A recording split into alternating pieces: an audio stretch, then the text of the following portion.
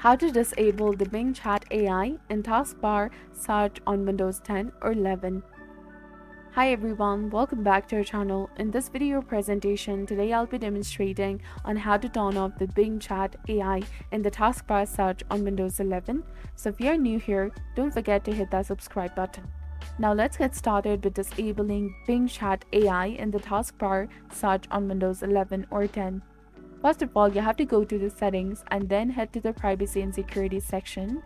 Then look for the search permissions and scroll through, and in the additional settings, you will find an option labeled show the search highlights. Toggle this option off and you will immediately see that the Bing Chat AI in the taskbar search has been deactivated. If you ever want to bring back Bing Chat AI to the search bar taskbar search, simply toggle the option on again. And that's all for this tutorial. I hope you found it helpful. Consider giving the video a thumbs up and subscribe to the channel. And if you have any queries, feel free to drop them in the comments below. Thank you for watching and I wish you a fantastic day ahead.